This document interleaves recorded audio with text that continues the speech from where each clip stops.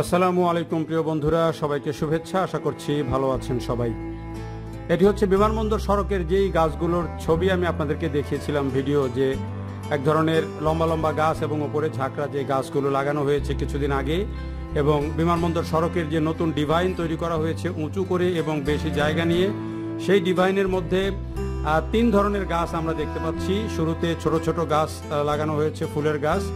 এরপরে এক ধরনের ফাইকাস, ঝাঁকড়া ফাইকাস, সেগুলো লাগানো হয়েছে এবং প্রত্যেকটা বৈদ্যুতিক খুঁটির দুই দিকে ফাইকাস গাছ, এবং এরপরে মাঝখানে একটা করে আমরা দেখছি প্রত্যেকটা গ্যাপে 2টা করে এই যে বিশেষ ধরনের লম্বা উপরে ঝাঁকড়া গাছ, সেই গাছ লাগানো হয়েছে।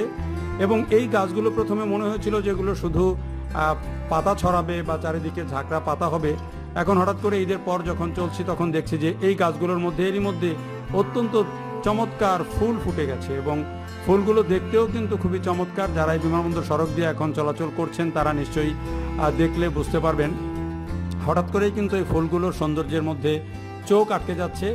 মানে এই গাছগুলো প্রথমে দেখে মনে হয়েছিল যে এগুলো শুধু বোধহয় পাতাই ছড়াবে, কিন্তু এখন দেখছি যে এগুলোতে বেশ অনেক ফুল ফুটেছে এবং ফুলগুলো দেখতেও চমৎকার।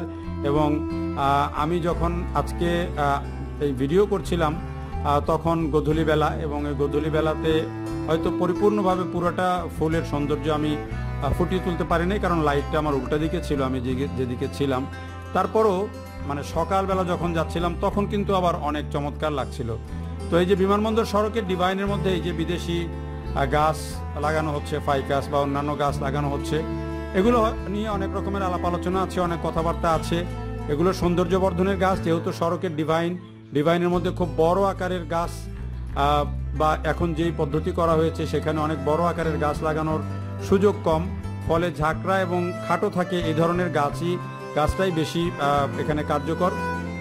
এই যে গাছগুলো রোপণ করা হয়েছে লম্বা গাছগুলো, এগুলোও কিন্তু যখন উপরে বেশি ডালপালা ছড়াবে বা পাতা বেশি হবে, তখন বৃষ্টি বাদল হলে কিন্তু মাটি যদি কিছুটা আলগা হয়ে যায় তাহলে, বা ঝড় হলে কিন্তু এগুলো পড়ে যাওয়ার সম্ভাবনা আছে। এবং কিছুদিন আগে দেখেছি এই প্রত্যেকটা গাছ 2 দিক থেকে টানা দেওয়া হয়েছে, অর্থাৎ এগুলো ওই যে তার দিয়ে, মোটা তার দিয়ে 2 দিকে টানা দেওয়া হয়েছে বাঁশের খুঁটির সাথে বেঁধে, অর্থাৎ এগুলো যেন ঝড়ে পড়ে না যায় বা হঠাৎ করে কোনো গাড়ির এক সাইড লেগে যদি সেগুলো যেন ভেঙে না যায়, সেজন্য টানা দেওয়া হয়েছে। অর্থাৎ গাছগুলো রক্ষা করার জন্য কিন্তু বেশ ভালো রকমের ব্যবস্থা নিতে হয়েছে, এবং এটার পিছনে কিন্তু বেশ ভালো পরিশ্রম হয়েছে এই গাছগুলোর ক্ষেত্রে। তবে আমি যেটি আমার কাছে মনে হয় যে এটি এই যে ফুল দিয়েছে সেটি সৌন্দর্য বেড়েছে, দেখতে অনেক সুন্দর হয়েছে। এটি হয়তো ভবিষ্যতে আরও সুন্দর লাগবে দেখতে, কিন্তু আমার কাছে মনে হয় যে এর বাইরেও আরও অনেক ধরনের গাছ ছিল যেগুলো দিয়ে আরও বেশি হয়তো সবুজ করা যেত, যেগুলো দিয়ে আরও বেশি হয়তো টেকসই গাছ করা যেত, এগুলো আরও যেগুলো রুট বেশি গভীরে যায় সেগুলো লাগানো যেত, যেগুলো ঝড়ে সাধারণত উপড়ে যায় না, বা গাড়ি লাগলেও, গাড়ির বাতাস লাগলেও সেটা পড়ে যায় না, বা সেটিকে আলাদাভাবে বাঁধতে হয় না। এই ধরনের গাছও কিন্তু অনেক ধরনের আছে, সেগুলো দিয়েও কিন্তু এই ডিভাইনের মাঝখানে রোপণ করা যেত, এবং সেগুলোতে আরও বেশি ভালো হয়তো লাগতো। এই যে দেখেন ফুলের বিশ্বরোড এলাকায় একটি গাছ কি সুন্দর ফুল ফুটে আছে, এবং প্রত্যেকটা গাছেই কিন্তু এমন ফুল ফুটেছে। এবং যেগুলো ফোটেনি, যেহেতু গাছগুলো সব একই সাথে রোপণ করা হয়নি, পর্যায়ক্রমে করা হয়েছে, ফলে অন্য গাছগুলোতেও ধীরে ধীরে এই ফুল যখন ফুটবে তখন কিন্তু দেখতে সেগুলো অনেক সুন্দর হবে।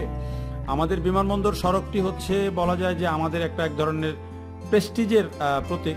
বিমানবন্দর থেকে বেরিয়ে যখন আমাদের 3rd টার্মিনাল, যেহেতু এখন অনেক আধুনিক হয়েছে, এখন সেই টার্মিনাল থেকে বেরিয়ে সড়কটা যদি আরও সুন্দর দেখা যায়, উপরে এলিভেটেড এক্সপ্রেসওয়ে, নিচে এর সড়ক যদি আরও সুন্দর দেখা যায়, তাহলে কিন্তু এক ধরনের শুরুতেই দেশের বাইরে থেকে যারা আসবেন তাদের মধ্যে একটা এক্সপ্রেশন তৈরি হবে দেশ সম্পর্কে, আমাদের যোগাযোগ ব্যবস্থা সম্পর্কে, আমাদের অবকাঠামো সম্পর্কে।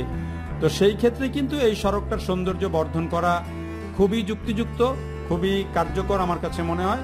তবে এই গাছ রোপণের ক্ষেত্রে কি ধরনের গাছ আমি রোপণ করছি সেটি নিয়ে বোধহয় মানে বারে বারে এই গাছ, এমন গাছ রোপণ করা উচিত না যেটা বারবার পরিবর্তন করতে হয়, যেটা অল্প সময় নষ্ট হয়ে যায়, সেগুলো আমার মনে হয় করা উচিত না। যেটি এয়ারপোর্টের ওই সৌন্দর্য বর্ধনের ক্ষেত্রে এর আগে একটি প্রজেক্ট নেওয়া হয়েছিল, যেই প্রজেক্ট পরবর্তীকালে বাদ দিতে হয়েছে।